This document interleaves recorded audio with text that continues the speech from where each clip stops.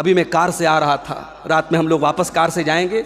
کبھی رات میں کار جنگل سے آپ کی کار گزر رہی ہو اور اچانک آپ کار کی لائٹ بند کر دیں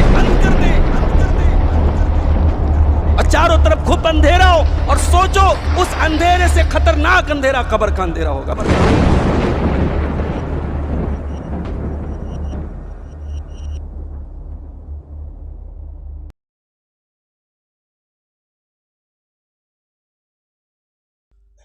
الحمدللہ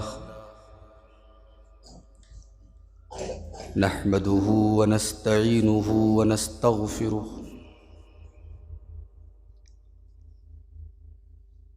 ونعوذ باللہ من شرور انفسنا ومن سیئات اعمالنا من يهده الله فلا مضل له ومن يضلل فلا هادي له واشهد ان لا اله الا الله وحده لا شريك له واشهد ان محمدا عبده ورسوله يا ايها الذين امنوا اتقوا الله حق تقاته ولا تموتن الا وانتم مسلمون يا أيها الناس اتقوا ربكم الذي خلقكم من نفس واحدة وخلق منها زوجها وبث منهما رجالا كثيرا ونساء واتقوا الله الذي تساءلون به والأرحام إن الله كان عليكم رقيبا يا أيها الذين آمنوا اتقوا الله وقولوا قولا سديدا يصلح لكم أعمالكم ويغفر لكم ذنوبكم ومن يطع الله ورسوله فقد فاز فوزا عظيما أما بعد فإن خير الحديث كتاب الله وخير الهدي هدي محمد صلى الله عليه وسلم وشر الأمور محدثاتها وكل محدثة بدعة وكل بدعة ضلالة وكل ضلالة في النار. أعوذ بالله من الشيطان الرجيم. بسم الله الرحمن الرحيم. تبارك الذي بيده الملك وهو على كل شيء قدير الذي خلق الموت والحياة ليبلوكم أيكم أحسن عملا وهو العزيز الغفور. صدر محترم، علماء کرام، محترم بزرگوں، نوجوان بھائیوں، پردہ نشین ماؤں اور بہنوں، پیارے بچوں، سرائے محی الدین پور کی اس مسجد میں پچھلے کئی سالوں سے اس سالانہ پروگرام میں شرکت کا موقع اللہ کی توفیق سے مل رہا ہے، اور ہر بار تھوڑی آنے میں تاخیر بھی ہو جاتی ہے، اور ہمارے امام صاحب ہم سے ہر بار یہ کہتے ہیں کہ شیخ ہمارے یہاں کے بچے اپنا پرفارمنس، اپنی تقریر، اپنی نظم آپ کو سنانا چاہتے ہیں، اور ہر بار میں اس سے محروم رہ جاتا ہوں.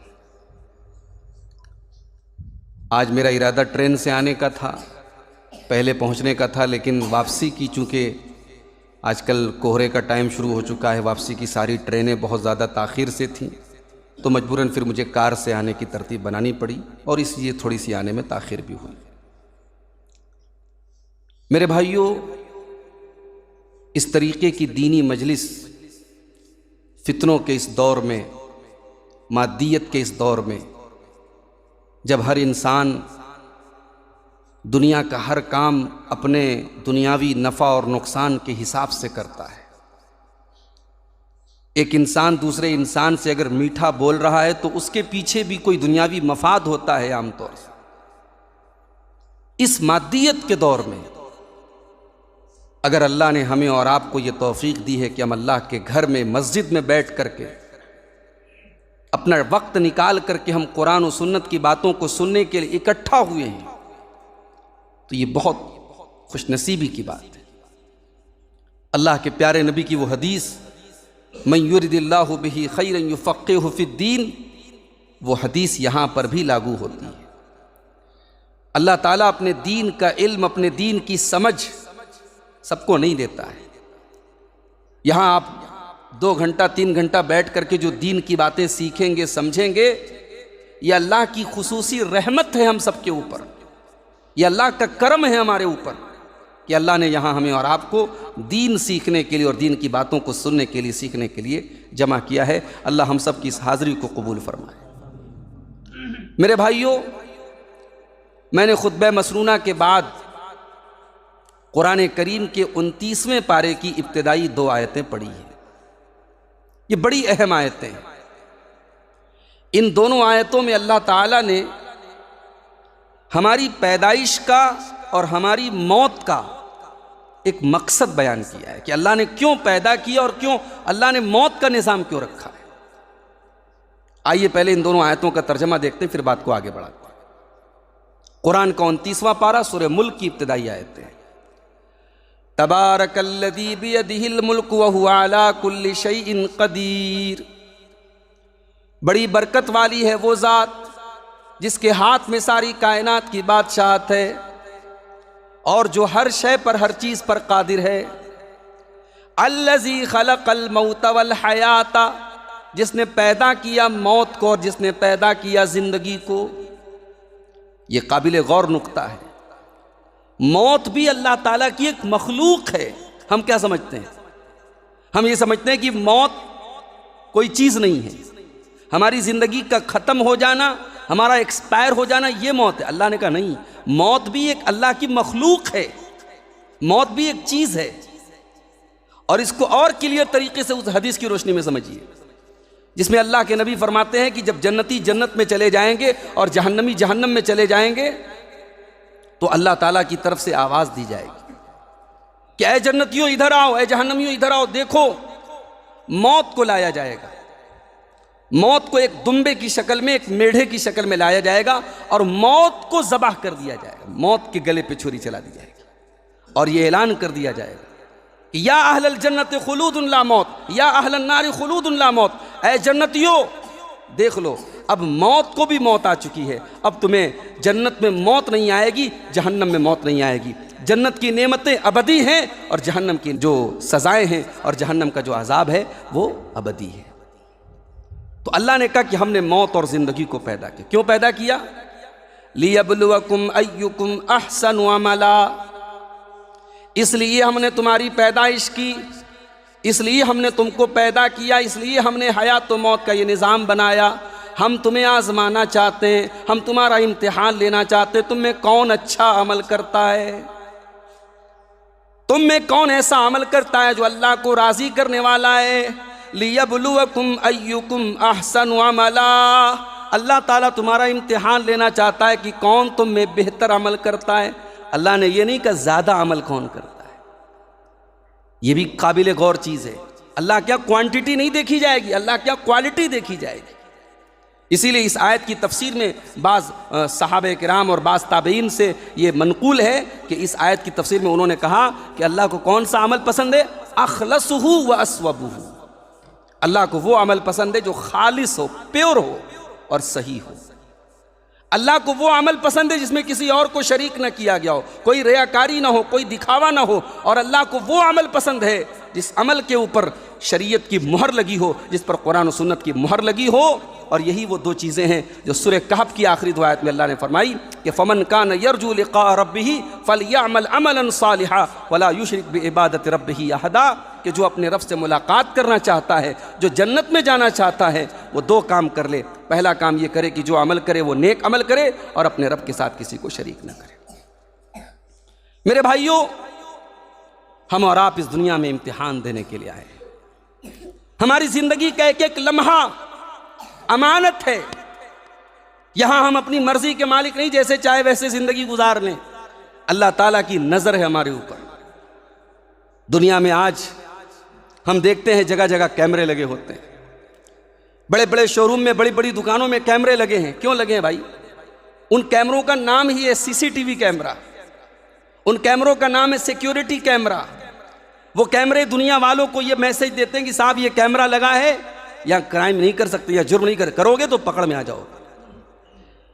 اللہ تعالیٰ نے بھی ایک سرویلانس سسٹم ہمارے اوپر بٹھایا ہے، اور یہ جو سرویلانس سسٹم اللہ نے بٹھایا ہے یہ اللہ کا بٹھایا ہوا ہے، اس میں کبھی کوئی خرابی آنے والی۔ دنیا کے کیمرے تو خراب بھی ہو سکتے ہیں، دنیا کا سیکورٹی سسٹم خراب ہو سکتا ہے، دنیا کے کیمروں کی ریکارڈنگ برباد ہو سکتی ہے، لیکن اللہ کی ریکارڈنگ وَإِنَّ عَلَيْكُمْ لَحَافِظِينَ كِرَامًا كَاتِبِينَ يَعْلَمُونَ مَا تَفْعَلُونَ۔ میرے بندو، ہم نے تمہارے اعمال کو ریکارڈ کرنے کے لیے، تمہارے ایک ایک عمل کو ریکارڈ کرنے کے لیے ہم نے تمہارے اوپر کرامن کاتبین کو مقرر کر دیا ہے، جو تمہارے ایک ایک عمل کو ریکارڈ کر رہے ہیں، ایک ایک عمل کو لکھ رہے ہیں۔ ما يلفظ من قول الا لديه رقیب عتید۔ میرے بندو، تم اپنی زبان سے جو الفاظ نکالتے ہو، ایک ایک لفظ اللہ کا فرشتہ ریکارڈ کر رہا ہے، ایک ایک لفظ کو لکھا جا رہا ہے، ایک ایک لفظ کو نوٹ کیا جا رہا ہے۔ ہماری ایک ایک ایکٹیویٹی ریکارڈ ہو رہی ہے، اور قیامت کے دن یہ ریکارڈنگ کھل جائے گی میرے بھائی۔ وَوُزِيَ الْكِتَابُ فَتَرَى الْمُجْرِمِينَ مُشْفِقِينَ مِمَّا فِيهِ وَيَقُولُونَ يَا وَيْلَتَنَا مَا لِهَذَا الْكِتَابِ لَا يُغَادِرُ صَغِيرَةً وَلَا كَبِيرًا۔ قیامت کے دن جب بندوں کی کتاب رکھی جائے گی، جب ان کا نام اعمال رکھا جائے گا، اور جو مجرم لوگ ہوں گے، جو اللہ کے نافرمان ہوں گے، وہ اپنے نام اعمال کو دیکھ کر کے ڈر جائیں گے اور کہیں گے اے اللہ، ہائے ہماری بربادی، یہ کیسی کتاب ہے۔ ما لہذا الکتاب لا یغادر صغیرۃ ولا کبیرہ۔ اس کتاب کے اندر، اس نام اعمال کے اندر چھوٹے سے چھوٹا عمل بھی ریکارڈ کر لیا گیا، اور بڑے سے بڑا عمل بھی ریکارڈ کر لیا گیا۔ یہ اللہ کا ریکارڈنگ سسٹم ہے میرے بھائی، اور یہ جو ریکارڈنگ سسٹم ہے، اس میں صرف ہماری کرتوت ریکارڈ نہیں ہو رہی ہے، اس میں اللہ نے کچھ گواہوں کو بھی بنایا ہے۔ قیامت کے دن ہو سکتا ہے ہم انکار کر دیں، ہم نے یہ کام نہیں کیا، یہ عمل ہم نے نہیں کیا، تو اللہ نے کچھ گواہ بھی رکھے ہیں۔ وہ گواہ کون سے ہیں؟ حَتَّى إِذَا مَا جَاءُوهَا شہید علیہم سمعہم وابصارہم وجلودہم بما کانوا یعملون۔ کل قیامت کے دن تمہارے کان تمہارے خلاف گواہی دیں گے، تمہاری آنکھیں تمہارے خلاف گواہی دیں گی، اور تمہارے بدن کے چمڑے، تمہاری اسکن تمہارے خلاف گواہی دے گی۔ وقالوا لجلودہم لما شہدتم علینا۔ اور انسان کہے گا کہ اے میری چمڑی، اے میرے بدن کی توچا، اے میری اسکن، تو کیسے بولنے لگی، تو کیسے گواہی دینے لگی؟ قالوا انطقنا اللہ الذی انطق کل شیء۔ انسان کی چمڑی کہے گی کہ آج اللہ نے ہم کو بولنا سکھایا ہے۔ تو ہم اللہ تبارک و تعالیٰ کے سرویلانس سسٹم میں زندگی گزار رہے ہیں، اور ہمارے بدن کا چمڑا، ہماری آنکھیں، ہمارے کان تو گواہی دیں گے ہی دیں گے، یہ زمین بھی گواہی دے گی۔ اذا زلزلت الارض زلزالها واخرجت الارض اثقالها وقال الانسان ما لها يومئذ تحدث اخبارها۔ زمین بولے گی، زمین بتائے گی۔ جس زمین پر ہم نے نیکی کے کام کیے، جس زمین پر ہم نے پاپ کیے، وہ زمین، وہ دھرتی بولے گی، وہ زمین گواہی دے گی میرے بھائی۔ آج انسان دنیا میں اپنی امیج کو بنانے کے لیے کیا کیا کرتا ہے۔ ہمارا نوجوان اپنے سوشل میڈیا پہ اپنے فوٹوز ڈالتا، ہماری بہنیں اپنی تصویریں ڈالتی ہیں، لوگ دیکھتے ہیں مجھے کتنے لوگوں نے لائک کیا، مجھے کتنے لوگوں نے پسند کیا، میری پوسٹ پر کتنے لوگوں نے کمنٹ کیا۔ کاش کہ ہمیں اس بات کی فکر ہو جائے کہ اللہ ہمیں کتنا لائک کر رہا ہے، ہماری کون سی ایکٹیویٹی، ہمارا کون سا عمل اللہ کو پسند ہے اور کون سا ناپسند ہے، تو شاید ہم کامیاب ہو جائیں میرے بھائی۔ قیامت کے دن اللہ تبارک و تعالی ہمارے نام اعمال کو، ہمارے زندگی بھر کے کچے چٹھے کو ہماری گردنوں میں لٹکا دے گا۔ وَكُلَّ إِنسَانٍ أَلْزَمْنَاهُ طَائِرَهُ فِي عُنُقِهِ وَنُخْرِجُ لَهُ يَوْمَ الْقِيَامَةِ كِتَابًا يَلْقَاهُ مَنشُورًا۔ قیامت کے دن ہر انسان کا نام اعمال اس کی گردن میں لٹکا دیں گے ہم، اور ہم کہیں گے اقرا کتابک کفا بنفسک اليوم علیک حسیبا، میرے بندے آج دوسرے تیرا حساب نہیں لیں گے، آج یہ تیری کتاب ہے، یہ تیری زندگی بھر کا کچا چٹھا ہے، تو خود پڑھ لے، تو خود بتا دے تیرے ساتھ کیا معاملہ ہونا چاہیے۔ اسی لیے ہماری شریعت ہمیں یہ تعلیم دیتی ہے کہ ہم اس زندگی میں یہ سوچ کر کے زندگی نہ گزارے کہ ہمیں 60 سال رہنا ہے، 70 سال رہنا ہے۔ اللہ تعالیٰ نے ایک موت کا سسٹم بنایا ہے، اور وہ موت کب آئے گی ہم نہیں جانتے۔ سورہ لقمان کی آخری آیت میں اللہ نے 5 چیزوں کا نام لے کر کے کہا، 5 چیزوں کی جانکاری صرف ہم کو ہے۔ قیامت کب آئے گی اللہ کو معلوم ہے، بارش کب ہوگی، کتنی ہوگی، کہاں ہوگی، اللہ کو معلوم ہے، رحم مادر میں کیا ہے اللہ کو معلوم ہے، اور انسان کل کیا کرے گا یہ اللہ کو معلوم ہے، اور انسان کہاں مرے گا۔ وَمَا تَدْرِي نَفْسٌ بِأَيِّ أَرْضٍ تَمُوتُ، کوئی نہیں جانتا کہ کہاں مرے گا، کب مرے گا چھوڑ دو۔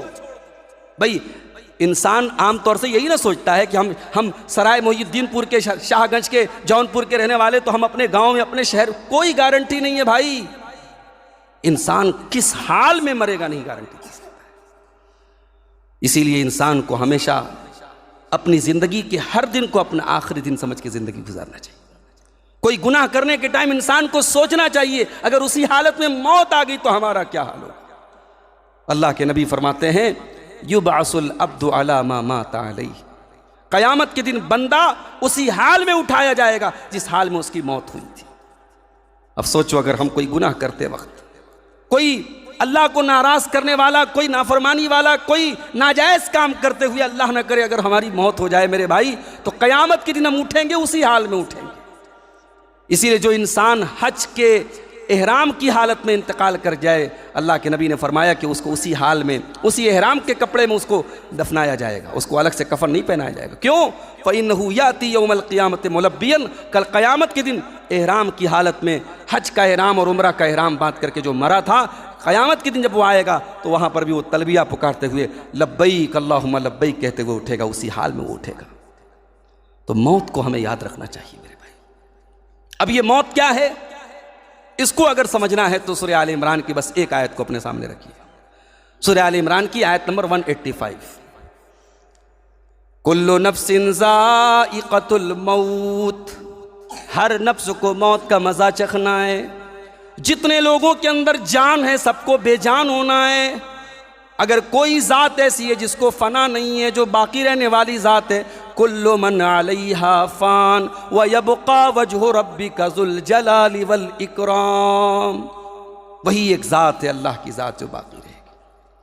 اگر اس دنیا میں کسی کو بقا ہوتی، اگر موت سے کسی کو چھٹکارا ہوتا، تو اللہ اپنے محبوب بندوں، اپنے سب سے چنے ہوئے بندوں، اپنے پیغمبروں کو، اپنے نبیوں کو اللہ موت سے چھٹکارا دے دیتا، مگر نبیوں کو بھی موت آئی۔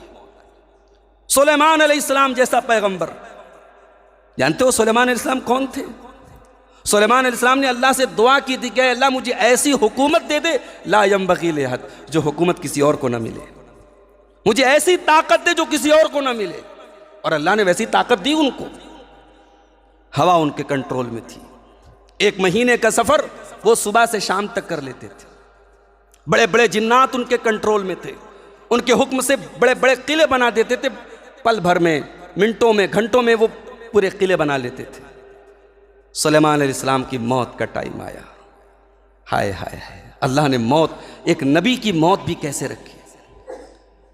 فرمایا فَلَمَّا قَضَيْنَا عَلَيْهِ الْمَوْتَ ما دل على موته الا دابۃ الارض تاکل من ساتا، جب سلیمان علیہ السلام کی موت کا ٹائم آیا، بوڑھے ہو چکے ہیں، اپنی لاٹھی کے اوپر ٹیک لگا کر کے کھڑے ہیں، اور جنات کو ڈائریکشن دے رہے ہیں، جنات کو انسٹرکشن دے رہے ہیں، بیت المقدس کی تعمیر کا حکم دے رہے ہیں، ایسے بنانا ہے، ایسے بنانا ہے، اور اسی حالت میں سلیمان کی موت کا ٹائم آ گیا۔ سلیمان اپنی چھڑی کے اوپر ٹیک لگائے ہوئے اللہ کو پیارے ہو گئے، ان کی روح ان کے قبض عنصری سے پرواز کر گئی، اور جنات ابھی تک یہ اس غلط فہمی میں پڑے، ہمارا باس تو کھڑا ہے، لاٹھی کے سہارے کھڑا ہے، اور باس تو ہمیں انسٹرکشن دے کر کھڑا ہوا ہے، جنات اپنے کام میں لگے ہوئے۔ جب حضرت سلیمان کی اس چھڑی کو دیمک نے کھا کر کے ختم کیا اور سلیمان علیہ السلام کی ڈیڈ باڈی جب زمین پر آئی، تب جنات کو پتہ لگا کہ ہاں غیب کا علم تو ہم کو بھی نہیں ہے، سلیمان کو کب موت آئی ہم کو بھی نہیں پتہ چلا۔ یہ اللہ کا قانون ہے، نبیوں کو بھی موت آئی۔ اگر موت سے کسی کو چھٹکارا ہوتا، اللہ اپنے آخری نبی، ہم سب کے پیارے نبی جناب محمد الرسول اللہ صلی اللہ علیہ وسلم کو موت سے دوچار نہ کرتا، مگر یہ موت تو آپ کے اوپر بھی طاری ہوئی۔ صرف موت نہیں آئی، موت کی سختیاں، موت کی سکرات۔ اما عائشہ فرماتی ہیں کہ میں اللہ کے نبی کی موت کا منظر دیکھنے کے پہلے میں بہت ناپسند کرتی تھی، اگر کسی کے اوپر آخری ٹائم میں موت کی سختیوں کو دیکھتی تھی میں اچھا نہیں سمجھتی تھی، مگر اپنے نبی کے آخری وقت میں نے دیکھا کہ آپ کے اوپر سکرات موت، موت کے ٹائم کی سختیاں اپنے نبی کے اوپر میں نے دیکھی۔ اللہ کے نبی آخری ٹائم میں دعا کر رہے ہیں، اللہم اعنی علی سکرات الموت، پروردگار سکرات موت پر میری مدد فرما۔ کبھی موقع ملے آپ کو اپنے سوشل میڈیا اور تمام یہ دنیا کے غیر ضروری کاموں سے، تو کبھی اللہ کے پیارے نبی کی وفات کا چیپٹر آپ کسی سیرت کی کتاب میں سے کھول کے دیکھ لیجئے، شاید آپ کی آنکھوں میں آنسو آ جائے میرے بھائی۔ اس نبی کا سفر آخرت کیسا تھا، اس نبی نے آخری ٹائم اپنی امت کو کیا نصیحتیں کی تھی، پورا ایک موضوع ہے، ٹاپک ہے جس پر بڑے توجہ سے پڑھنے کی اور غور کرنے کی ضرورت ہے۔ اس نبی کو بھی اللہ تعالیٰ نے موت سے دوچار کیا۔ صحابہ کرام روتے رہ گئے، بلکتے رہ گئے، تڑپتے رہ گئے۔ نبی کی لاڈلی، نبی کی لخت جگر حضرت فاطمہ روتی رہ گئی، مگر اللہ کا قانون اپنے نبی کے لیے بھی قانون رہا۔ اللہ نے فرمایا کل نفس ذائقۃ الموت، ہر نفس کو موت کا مزہ چکھنا ہے، اور اے میرے بندو اس موت کے اوپر تم یہ نہ سمجھ لینا کہ بات ختم ہو گئی، جو دنیا میں کر لیا کام ختم ہو گیا۔ وَإِنَّمَا تُوَفَّوْنَ أُجُورَكُمْ يَوْمَ الْقِيَامَةِ، موت کے بعد بھی ایک زندگی ہے، قیامت کے دن تمہیں تمہارے عمل کا پورا بدلہ دیا جائے گا۔ فَمَنْ زُحْزِحَ عَنِ النَّارِ وَأُدْخِلَ الْجَنَّةَ فَقَدْ فَازَ، جس کو اللہ کی بارگاہ میں جہنم کی آگ سے بچا لیا جائے گا اور جس کو جنت میں داخل کر دیا جائے گا، وہی انسان کامیاب ہونے والا ہے۔ تم نے کامیابی کس کو سمجھا؟ تم نے حکومت کو کامیابی سمجھا، تم نے دولت کو کامیابی سمجھا، تم نے طاقت کو کامیابی سمجھا، لیکن اللہ کیا فرما رہا ہے؟ جو جہنم سے بچ گیا اور جو جنت میں چلا گیا وہی کامیاب ہے۔ ورنہ حکومت کیا فرعون کے پاس نہیں تھی؟ دولت کیا قارون کے پاس نہیں تھی؟ طاقت کیا فرعون کے پاس نہیں تھی؟ طاقت، دولت، حکومت یہ کامیابی کا اسٹینڈرڈ نہیں ہے۔ اللہ کے یہاں کامیابی کا معیار یہ ہے کہ جہنم سے انسان بچ جائے اور جنت میں داخل ہو جائے۔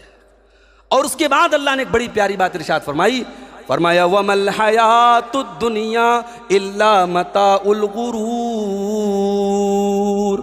یہ دنیا کی زندگی تو دھوکے کا سامان ہے، دنیا تو بے وفا ہے، دنیا تو دھوکے باز ہے۔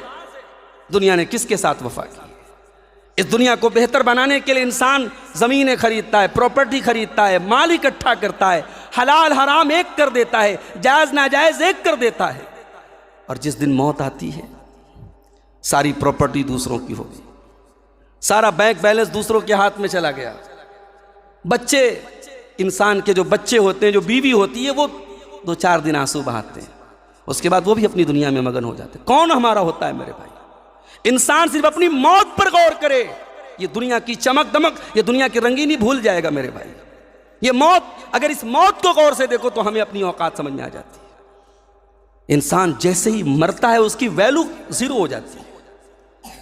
بھائی باپ بیٹے کو باپ بہت پسند ہے، بیٹا باپ سے بہت محبت کرتا ہے، مگر کیا اپنے باپ کی ڈیڈ باڈی کو رکھنے کے لیے تیار ہے؟ نہیں، باپ مرا نہیں، اس کو دفنانے کی تیاری ہو رہی ہے۔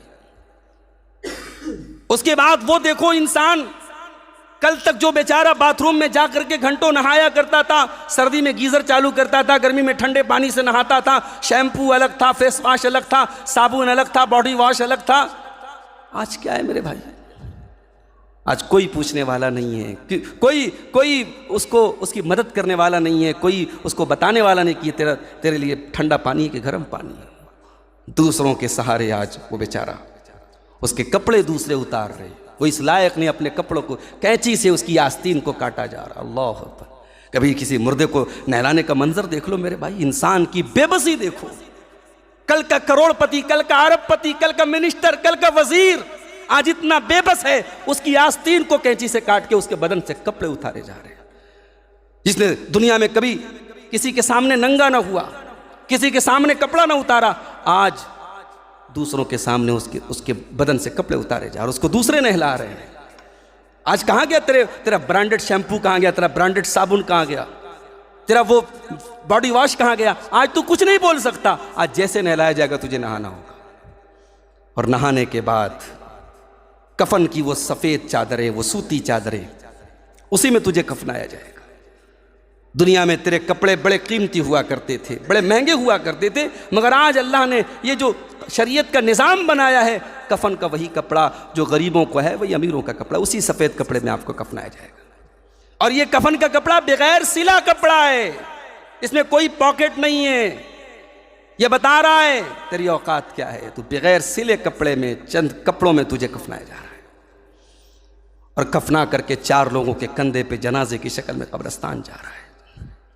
اور قبرستان جب جاتا ہے، مٹی دے کر کے لوگ ایسے ہاتھ جھاڑتے ہیں. یہ ایسے ہاتھ جھاڑنے کا مطلب سمجھتے ہو؟ بس یہاں تک آپ کی تعظیم کر دی، اب آپ اور آپ کے اعمال جانے. بیٹا بہت محبت کرتا تھا باپ سے، بیوی بہت محبت کرتی تھی شوہر سے، باپ بہت محبت کرتا تھا اولاد سے. اس قبر کی تاریکی میں کوئی کام آنے والا نہیں ہے.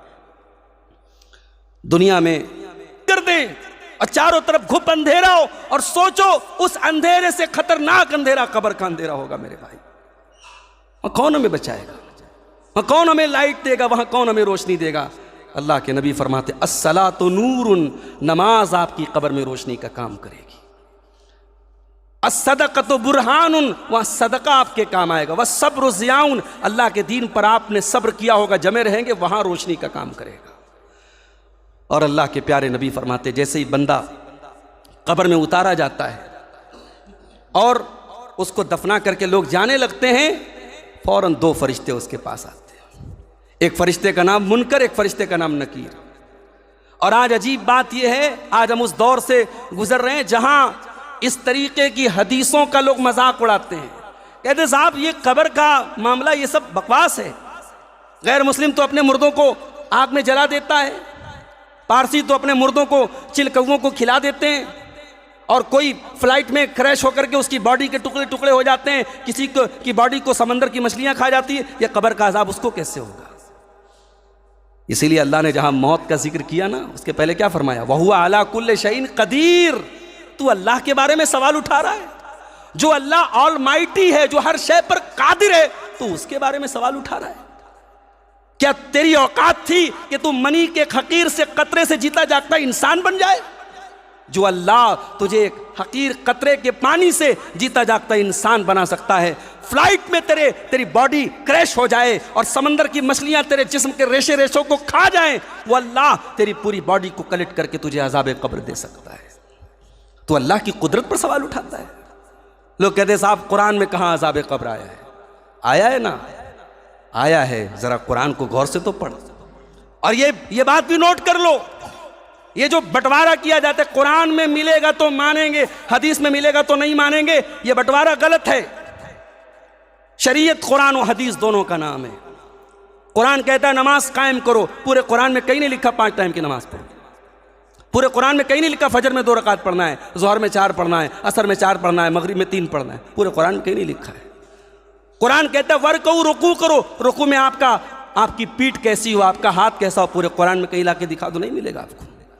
تو قرآن صرف قرآن کے ذریعے آپ شریعت کو سمجھنا چاہتے نہیں. قرآن کے ساتھ ساتھ اللہ نے صاحب قرآن کو اتارا ہے.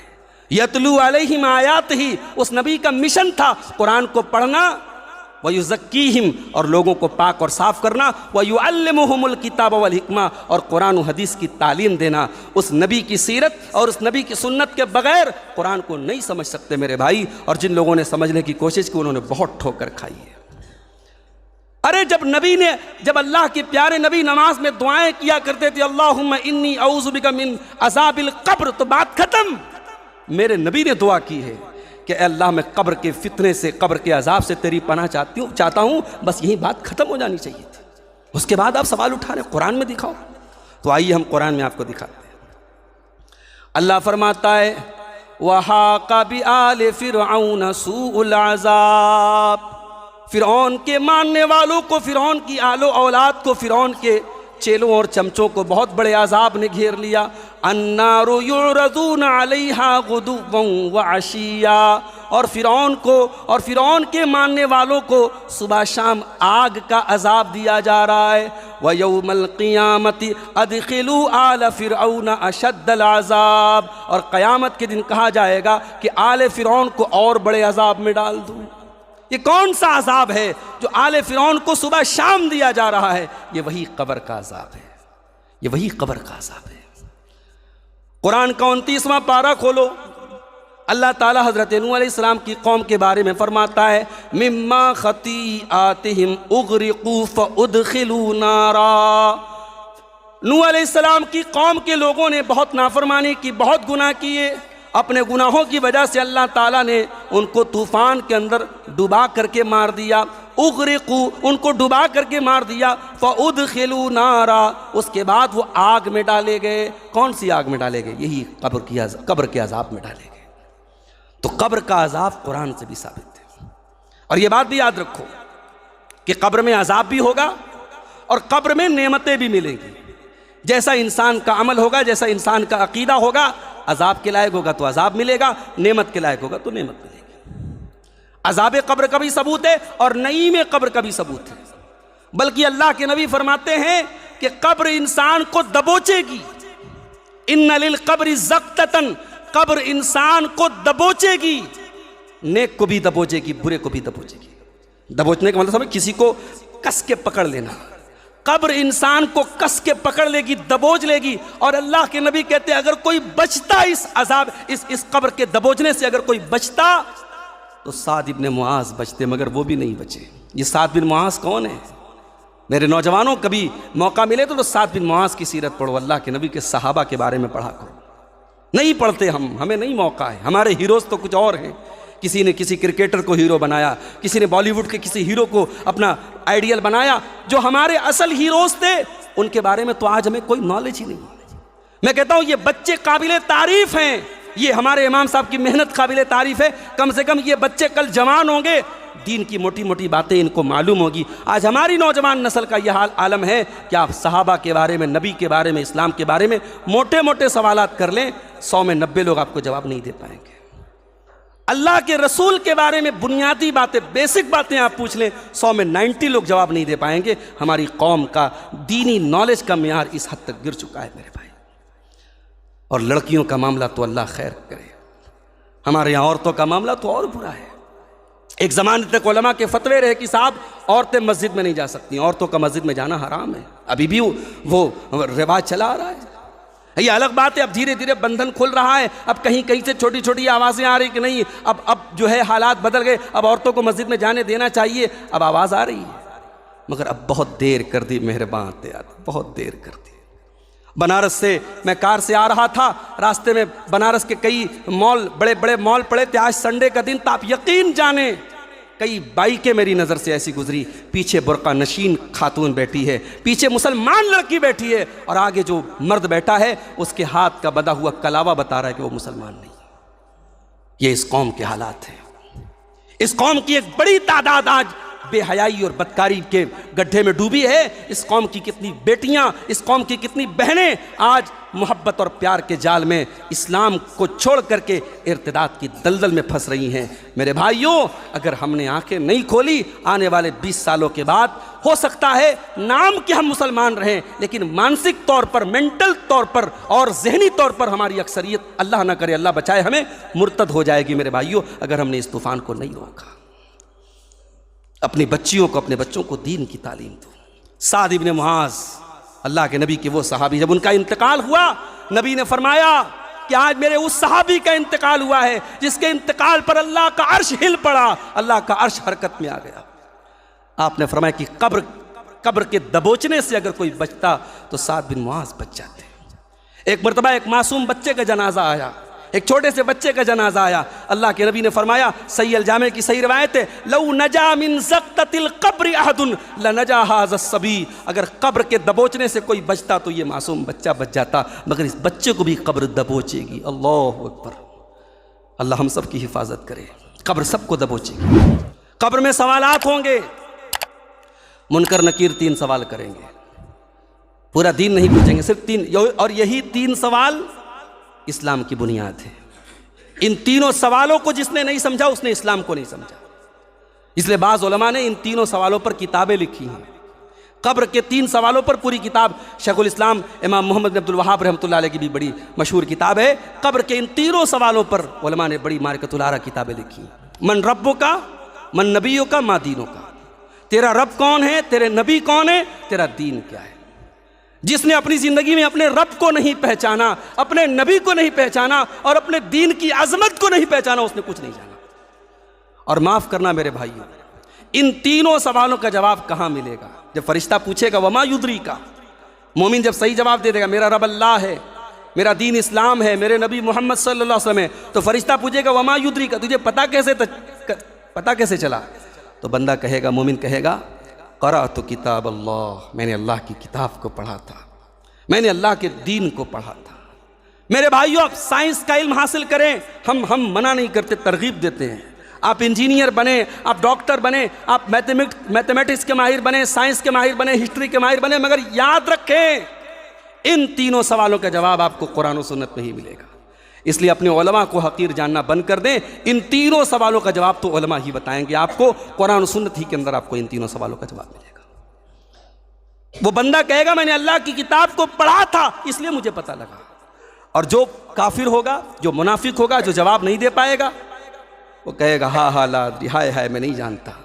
تو فرشتہ کیا کہے گا؟ لا دریت ولا تلیت، تو نے نہ دین کا علم حاصل کیا، نہ تو نے تلاوت کی، نہ تو نے پڑھا، نہ تو نے علماء کی رہنمائی حاصل کی، نہ تو نے جانا نہ جاننے کی کوشش کی۔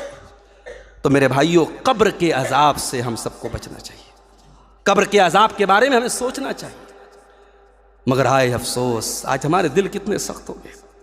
ابھی بنارس میں پچھلے 1-2 ہفتے پہلے ایک واقعہ شاید آپ کی نظر سے بھی گزرا ہو، سوشل میڈیا کے ذریعے آپ تک بھی بات آئی ہو کہ 5-6 سال کی بچی، اس کے مرنے کے بعد اس کو قبر سے ایک شرابی نے شراب کے نشے کی حالت میں دھت ہو کر کے اس کی لاش کو قبر سے نکالا، اور پھر اس حالت میں اس بچی کی لاش پائی گئی کہ وہ اس کے بغل میں سو رہا تھا۔ اب اللہ جانے اس نے لاش کے ساتھ کیا کیا، پوسٹ مارٹم کی رپورٹ میں کیا آیا، وہاں تک کہ میں نے نیوز نہیں دیکھی ہے، لیکن یہ حالات آج ہماری قوم کے ہیں۔ وہ قبر جہاں صحابہ کرام جس قبر کو دیکھ کر کے رونے لگتے تھے، عثمان غنی قبرستان کے پاس سے گزرتے تھے، آنکھوں سے آنسو بہنے لگتے تھے اور کہتے تھے، لوگ پوچھتے تھے اے عثمان آپ قبر کو دیکھ کر کے کیوں رونے لگتے ہیں؟ تو عثمان غنی کہا کرتے تھے ان القبر اول من منازل الاخرہ، میں نے اپنے پیارے نبی کو فرماتے ہوئے سنا ہے کہ قبر آخرت کی پہلی منزل ہے، جس نے اس منزل کو پار کر لیا اس کے لیے آگے کی منزل آسان ہے۔ یہ وہی قبر تھی۔ اللہ کے پیارے نبی ایک انصاری صحابی کے جنازے میں شامل تھے، جنازے کو قبر میں اتارا جا رہا تھا، اللہ کے پیارے نبی سائیڈ میں بیٹھے ہوئے تھے اور آپ رونے لگے، اتنا روئے حتی بل الثری، آپ کے آنسوؤں سے وہاں کی زمین بھیگ گئی، اور آپ نے صحابہ سے اس قبر کی طرف اشارہ کر کے کہا لمثل ھذا فاعدوا یا اخوانی، اے میرے صحابہ اس قبر کی تیاری کرو، یہاں تم سب کو جانا ہے۔ میرے بھائیوں، اس قبر میں ہم سب کو جانا ہے۔ کروڑ پتی، اربوں پتی اور محلوں کے مالک کو بھی اسی 2 گز زمین کے اندر جانا ہے۔ اس قبر کے بارے میں ہم سوچیں، اس قبر کے عذاب سے بچنے کے بارے میں ہم سوچیں۔ اور یاد رکھو میرے بھائی، یہ جو زندگی ہمیں ملی ہے نا، اس میں 1 منٹ کا بھی ایکسٹینشن نہیں ملے گا۔ دنیا میں کیا ہوتا ہے، بچہ فیل ہو گیا، چلو 1 سال اور کوشش کر لو۔ دنیا میں کیا ہوتا ہے، انسان کسی چیز میں فیل ہو گیا، چلو 1 کوشش اور کر لو، مگر ہمیں اور آپ کو ایک ہی موقع ملے گا، سیکنڈ موقع نہیں ملے گا۔ حتی اذا جاء احدهم الموت قال رب ارجعون، میرے بندے جب تیری موت کا ٹائم آتا ہے، بندہ کہتا ہے اللہ مجھے ایک بار اور تو دنیا میں دوبارہ لوٹا دے، لعلی اعمل صالحا فیما ترکت، اے اللہ میں وعدہ کرتا ہوں اپنی ساری غلطیوں کو سدھار لوں گا، اے اللہ اب تو نے ایک موقع اور دے دیا، میں نیک عمل کروں گا، تجھے راضی کرنے والا عمل کروں گا۔ اللہ فرمائے گا کلا انہا کلمۃ هو قائلها ومن ورائہم برزخ الی یوم یبعثون۔ اللہ کہے گا نہیں، ایک چانس ملے گا تجھے، اور وہ مل چکا، اب آج تجھے دوسرا چانس ملنے والا نہیں۔ میرے بندے تو کہہ رہا ہے کہ اے اللہ ایک چانس اور دے دے، ہم تجھے ایک چانس اور دیں گے، ہمیں پتا ہے تو پھر وہی حرکت کرے گا۔ تو تجھے جو چانس ملنا تھا مل گیا، اب تجھے دنیا میں دوبارہ لوٹنے کا موقع ہے۔ ہمارے یہاں جو ایک تصور ہے نا، ابھی راستے میں ایک صاحب بات کر رہے تھے کہ ایک جملہ ہم لوگ بولتے ہیں کہ فلانے کی موت بے موت مر گیا، وہ بولتے ہیں نا ایسا بے موت مر گیا، غلط، ایسا نہیں بولنا چاہیے۔ کوئی بے موت نہیں مرتا ہے، موت اپنے ٹائم پر آتی ہے۔ ہمیں لگتا ہے بے موت مر گیا، کوئی بے موت تھوڑی مرتا ہے۔ ہمیں لگتا ہے جس نے سوسائڈ کر لیا اس کی آتما بھٹکتی ہے، اس کی روح بھٹکتی ہے۔ یہ بکواس باتیں ہیں۔ یہ بالی ووڈ کی فلموں نے اور سیریلوں نے یہ تصور پیدا کیا کہ بھائی خودکشی کرنے والے اور سوسائڈ کرنے والے کی روح بھٹکتی رہتی ہے۔ روح نہیں بھٹک سکتی میرے بھائی۔ اللہ تعالیٰ نے نیک لوگوں کی روح کے لیے ایک الگ جگہ رکھی ہے اور برے لوگوں کی روح کے لیے ایک الگ جگہ رکھی ہے۔ نیک لوگوں کی روح کہاں جائے گی؟ علیون میں جائے گی، اور برے لوگوں کی روح کہاں جائے گی؟ سجین میں جائے گی۔ اور یہ جو دنیا ہے جہاں روح کے ساتھ یہ سارا معاملہ ہوگا، اس دنیا کا نام عالم برزخ ہے۔ برزخ میس بیریئر۔ برزخ کا مطلب دو چیزوں کے بیچ میں جو آڑ ہوتی ہے، جو رکاوٹ ہوتی ہے، اس کو بیریئر کہا جاتا ہے۔ تو دنیا اور آخرت کے بیچ میں وہ بیریئر ہے۔ جو عالم برزخ میں ہے اس کو کیا تکلیف ہو رہی ہے، اس کو کیا مزہ مل رہا ہے، ہم نہیں، اس کا احساس ہم نہیں کر سکتے۔ اور اگر ہم احساس کرتے، اللہ کے نبی فرماتے ہیں اگر عذاب قبر کی آواز اللہ تم کو سنا دیتا تو تم اپنے مردوں کو دفنانا بند کر دیتے۔ نبی کو منظر دکھائے گئے تھے، اس لیے اللہ کے نبی اپنے صحابہ سے کہا کرتے تھے جو میں جانتا ہوں اگر تم جان لو لَزَحِقْتُمْ قَلِيلًا وَلَبَقَيْتُمْ كَثِيرًا، تو تمہارے چہرے سے ہنسی غائب ہو جائے گی اور رات دن تم رویا کرو گے، تمہیں آنسو آئیں گے۔ جو عذاب قبر کا منظر میں نے دیکھا ہے، مجھے اللہ کی طرف سے دکھایا گیا ہے۔ تو میرے بھائیوں، میری ماں اور بہنوں، عذاب قبر سے بچنے کی فکر کرو۔ اور ایک حدیث میں اللہ کے نبی کی وہ حدیث بھی اپنے سامنے ہمیں رکھنی چاہیے کہ دو ایسے گناہ تھے جو بڑے معمولی تھے ہماری نظر میں۔ اللہ کے نبی قبرستان کے پاس سے گزرے، دو قبروں کے پاس سے گزرے، آپ نے کہا کہ ان دو قبر والوں کو عذاب ہو رہا ہے۔ کس گناہ کی وجہ سے عذاب ہو رہا ہے؟ آپ نے فرمایا کسی بڑے گناہ کی وجہ سے عذاب نہیں ہو رہا ہے۔ یعنی عوام کی نظر میں، لوگوں کی نظر میں وہ گناہ بڑا نہیں ہے، مگر اللہ کی نظر میں اتنا بڑا ہے کہ قبر میں عذاب ہو رہا ہے۔ پہلا گناہ اما احدہما فکان لا یستتر من بولہ، اس میں سے ایک انسان جو تھا یہ پیشاب کرنے کے ٹائم پردہ نہیں کرتا تھا۔ پیشاب کرنے کے کہیں راستے میں کھڑا ہوا، پینٹ کی زپ کھولا، پیشاب کرنے لگا۔ یہ کتوں اور گدھوں کا طریقہ ہے، یہ انسان کا طریقہ نہیں ہے۔ اللہ کے نبی قضائے حاجت کے لیے، پیشاب اور پاخانہ کے لیے کبھی جاتے تھے تو دور جاتے تھے، اور جب تک آپ زمین کے بالکل قریب نہ جاتے تھے آپ اپنا تہبند نہیں اٹھاتے تھے، پردے کا اہتمام فرماتے تھے۔ اس لیے پیشاب کرنے کے ٹائم اور قضائے حاجت کے ٹائم جو بے پردگی کرتا ہے اس کو عذاب قبر ہوگا۔ اور ایک حدیث میں آتا ہے لا یستنزہ من البول، یہ عذاب کیوں ہو رہا ہے؟ یہ پیشاب کے قطروں سے بچا نہیں کرتا تھا۔ جو پیشاب کے قطروں کے معاملے میں لاپرواہی کرے گا اور پیشاب کہیں بھی کرے گا اور کپڑوں پر پڑے، بدن پہ پڑے، اس کی کوئی پرواہ نہیں کرے گا، اس کو عذاب قبر ہوگا۔ اور دوسرا کون ہوگا؟ وہ اما الآخر فکان یمشی بالنمیمہ، اور دوسرا انسان جس کو عذاب قبر ہو رہا ہے، اللہ کے نبی فرماتے ہیں کہ وہ چگل خور تھا۔ چگل خور تھا، اور چگل خور کس کو کہتے ہیں؟ چگل خور اس کو کہتے ہیں کہ اگر میرا کسی سے جھگڑا ہے تو میری بات آپ اس کو پہنچا رہے ہیں، اس کی بات مجھے پہنچا رہے ہیں، بات سچی ہے تب بھی ادھر کی بات ادھر کرنے والا چگل خور ہے، اور ایسا سچ بولنے والا بھی اللہ کی نظر میں لعنتی ہے اور عذاب قبر کا حقدار ہوگا۔ اور اگر دو لوگوں کے بیچ میں جھگڑا ہو جائے، دو بھائیوں کے بیچ میں جھگڑا ہو جائے، اور اس جھگڑے کو مٹانے کے لیے اگر جھوٹ بھی بولنا پڑے، تو شریعت کی نظر میں جھوٹ بولنا بہت بڑا گناہ ہے، مگر دو لوگوں کے جھگڑے کو مٹانے کے لیے اگر جھوٹ بھی بولنا پڑے، اللہ کے نبی فرماتے ہیں لیس الکذاب الذی یصلح بین الناس، لوگوں کے درمیان صلح کرانے والا جھوٹا نہیں ہے۔ وہاں جھوٹ بول کر کے آپ دو لوگوں کے دلوں کو ملا رہے ہیں تو جھوٹ بولنا جائز ہے، اور جہاں دو لوگوں کے بیچ میں نفرت کی آگ پیدا کر رہے ہیں اور جلتی میں تیل کا کام کر رہے ہیں، وہاں آپ کا سچ بولنا بھی حرام ہے۔ تو چگل خور میری مائیں بہنیں کان کھول کر کے سن لیں، چغل خوری کرنا، غیبت کرنا اور ادھر کی باتیں ادھر کرنا، یہ اتنا بڑا گناہ ہے کہ عذاب قبر ہو رہا ہے۔ تو میرے بھائیوں، ہمیں اس قبر کے عذاب کے بارے میں سوچنا چاہیے، اس برزخ کی زندگی کے بارے میں سوچنا چاہیے جہاں ہمارے کوئی کام نہیں آئے گا۔ اور پھر اس کے بعد جو آخرت کی زندگی ہے، پھر جو قیامت کے دن کی سختیاں ہیں، وہ ایک الگ منظر ہے، ایک الگ موضوع ہے، اس پر پھر کبھی انشاءاللہ ہم بات کریں گے۔ قیامت کے دن کی جو سختیوں کا معاملہ ہے، وہاں کوئی ہمارے کام نہیں آئے گا۔ یوم یفر المرء من اخیہ، بھائی بھائی کو دیکھ کے بھاگے گا، وامہ وابیہ، اولاد ماں باپ کو دیکھ کے بھاگے گی، وصاحبتہ وبنیہ، شوہر بیوی کو دیکھ کے بھاگے گا، کوئی کسی کے کام نہیں آئے گا۔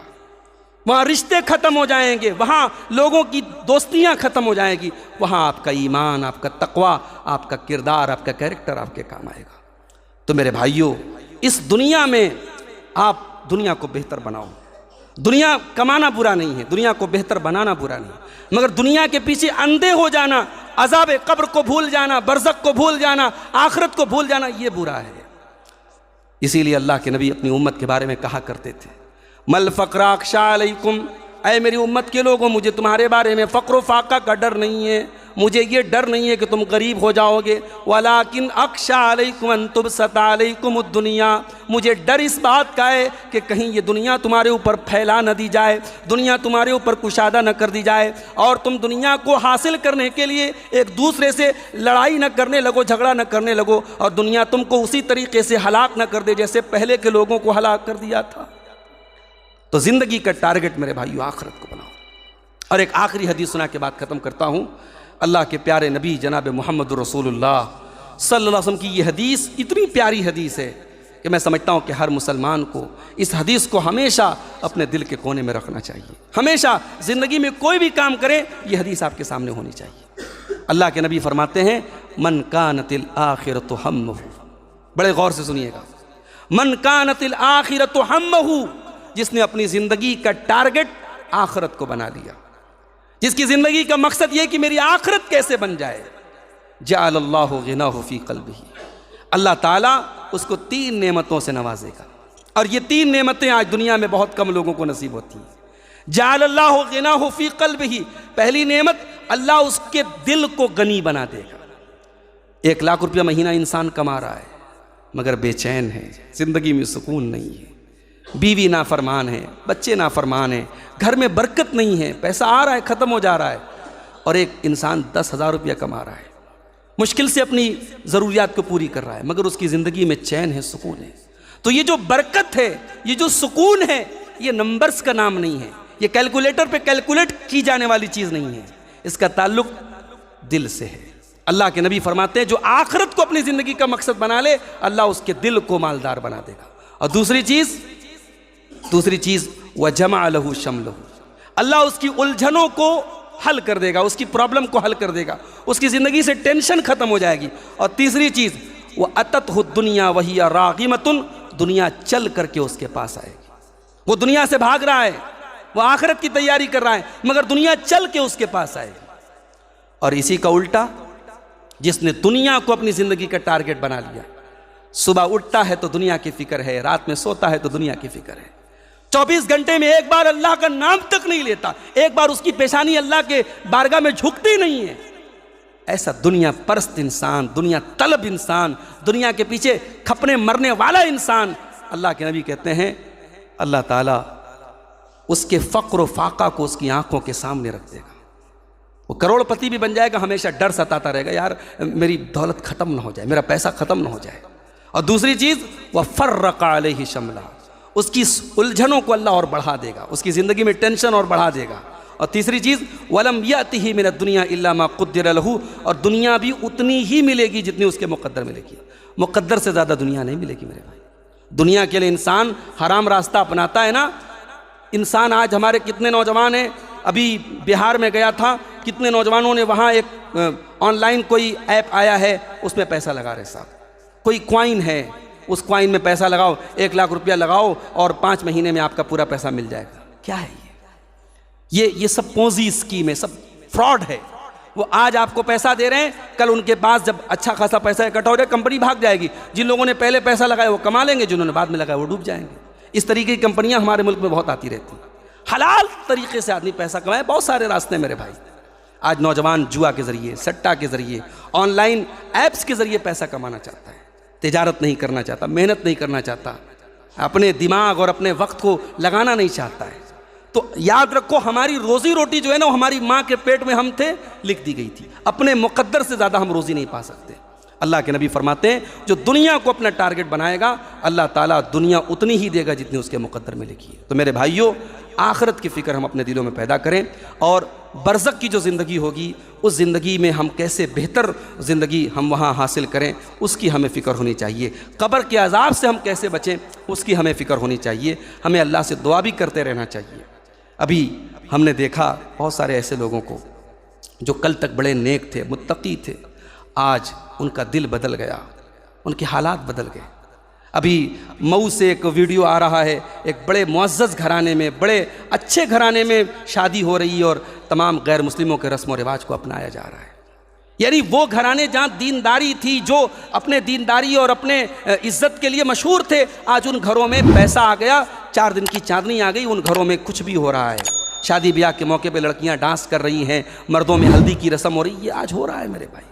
اس لیے ایک دعا کیا کرو اللہ تعالیٰ سے، یا مقلب القلوب ثبت قلبی علی دینک، اے دلوں کے پھیرنے والے، اے دلوں کو کنٹرول کرنے والے، میرے دل کو اپنے دین پر ثابت قدم کر دے۔ اور اللہ کے نبی ایک دعا کیا کرتے تھے، اللہم انی اعوذ بک من الحور بعد القور، اے اللہ میں تیری پناہ چاہتا ہوں، دین کے راستے پر آنے کے بعد واپس نہ چلا جاؤں، پلٹ نہ جاؤں، توحید کے راستے پر آنے کے بعد شرک کی طرف نہ چلا جاؤں، دین کے راستے پر آنے کے بعد بے دینی کی طرف نہ چلا جاؤں، اے اللہ میں تیری پناہ چاہتا ہوں۔ ان دعاؤں کو پڑھا کرو میرے بھائی، دعا کیا کرو اللہ سے، اللہ فتنوں سے محفوظ رکھے۔ فتنوں کا دور ہے، اور اتنے خطرناک فتنے اس دور میں پیدا ہو رہے ہیں کہ صبح کو انسان مومن ہوتا ہے اور شام ہوتے ہوتے کافر ہو جاتا ہے۔ دعا کیجیے اللہ ہم سب کی ان فتنوں سے حفاظت فرمائے، رب العالمین ہمیں اور آپ کو اپنی آخرت کی فکر کرنے کی توفیق عطا فرمائے، اللہ قبر کی زندگی کو ہم سب کی بہتر بنا دے، اللہ عذاب قبر سے ہم سب کو محفوظ فرمائے۔ رب العالمین ہمارے وہ تمام بھائی، ہمارے وہ تمام رشتہ دار جو توحید اور ایمان پر دنیا سے گئے ہیں، اللہ ان کی آخرت کی اور قبر کی برزخ کی منزلوں کو آسان کر دے۔ رب العالمین ہمیں سے جو بیمار ہیں ان کو شفائے کامل عاجل عطا فرمائے، جو روزی روٹی سے پریشان ہیں اللہ ان کے کاروبار میں برکت نصیب فرمائے، اللہ ہم سب کو توحید و سنت کے راستے پر مرتے دم تک چلنے کی توفیق عطا فرمائے، اللہ ہمارے مظلوم فلسطینی بھائیوں کی بھی مدد فرمائے، اللہ ان پر ظلم کرنے والے ظالموں کو ان کے انجام تک پہنچا دے۔ رب العالمین ہمارے وطن عزیز کی، ہمارے ملک کی حفاظت فرمائے، ہمارے ملک کے امن چین اور سکون کی حفاظت فرمائے، اور فرقہ پرستوں کی تمام کوششوں کو ناکام کر دے۔ رب العالمین ہمیں جب تک دنیا میں زندہ رکھے، اسلام پر زندہ رکھے، اور ہم سب کا خاتمہ ایمان پر ہو۔ اور ربنا تقبل منا انک انت السمیع العلیم وتب علینا انک انت التواب الرحیم، وصلی اللہ تعالی علی نبینا محمد وآلہ وصحبہ اجمعین، والسلام علیکم ورحمۃ اللہ وبرکاتہ۔